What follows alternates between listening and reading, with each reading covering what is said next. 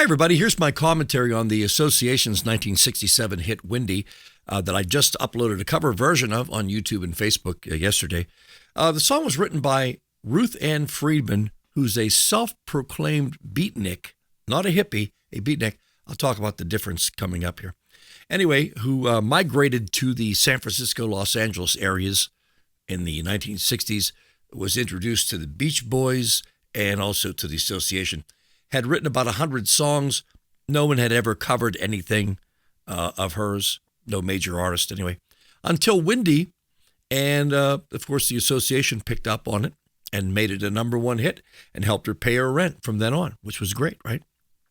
She still occasionally performs, I believe, and does include the song Windy in her repertoire.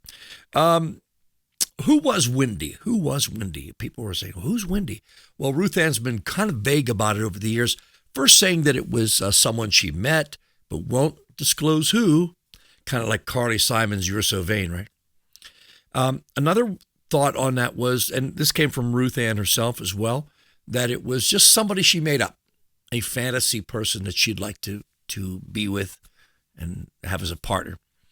And the third theory was, well, she was sitting out watching a storm and the wind was blowing and blowing leaves into the air and they were sort of tumbling in the air. And that inspired the song Windy. I suppose we'll never exactly know.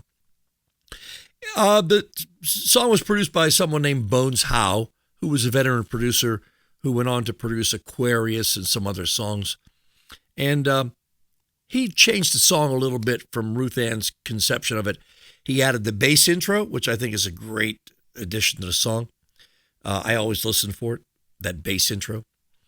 He added the ba, ba, ba's in it, sort of reminiscent of the Beach Boys and the Turtles, the California sound. The piccolo flute solo in it, also Bones Howe's idea. And he used members of a band called the Wrecking Crew that played on a lot of hits in the 1960s, the Beach Boys, Simon and Garfunkel, Mamas and the Papas, you name it. These guys played on hit records.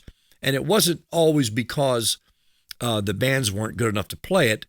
In some cases, I think that's true. But in other cases, like the Association, they were very capable musicians.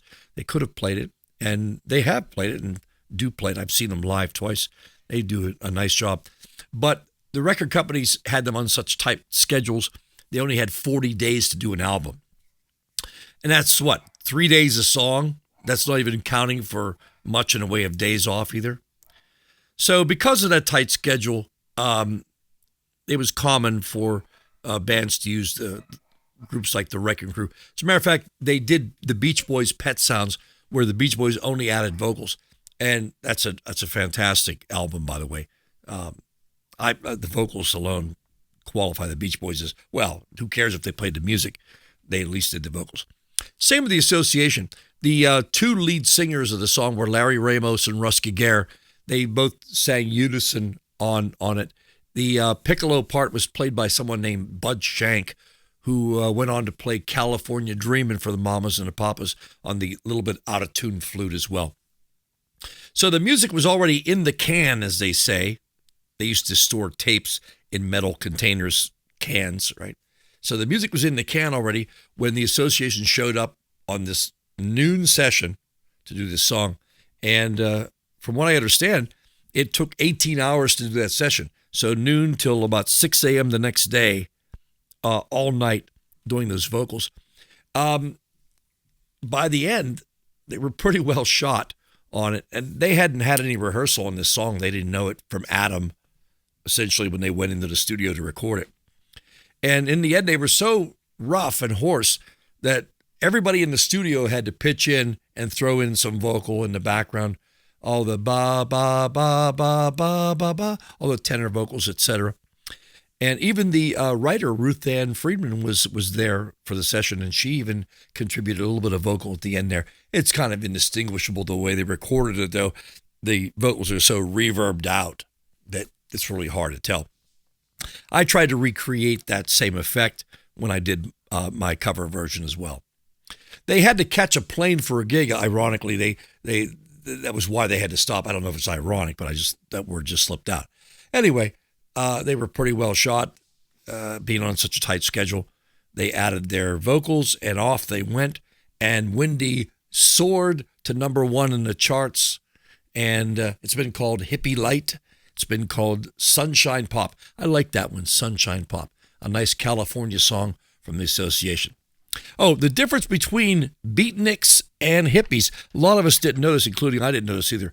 Well, hippies were aggressively political. Here, I'll show you this.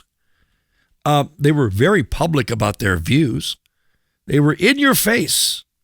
They wore bright clothes, and they had a very strong public presence. By contrast, the beatniks were centered around art and artists. They were more sober and quiet in their rejection to contemporary society, and they wore black and were solitary. They withdrew and quietly lived their lives. The beatniks was a movement in the 50s, and the hippies were the 1960s, the Haight-Ashbury movement in San Francisco with the tie-dye. I think the tie-dye clothing was the hippies' only contribution to culture, whereas the beatniks, spawned some famous writers, and I'm not particularly literate, so I don't know exactly. Alex Ginsberg and some others, Jack Kerouac there. And I remember Bob Denver playing Maynard in Dobie Gillis. We talked about Dobie Gillis in the commentary. Maynard was a beatnik, and that was the movement of the 1950s as well. Okay. And let's see, what else do I want to say about beatniks and hippies? Not much else. I can't think of anything else. So that's the commentary. I hope you enjoyed it. I hope you found out something about the association you didn't know.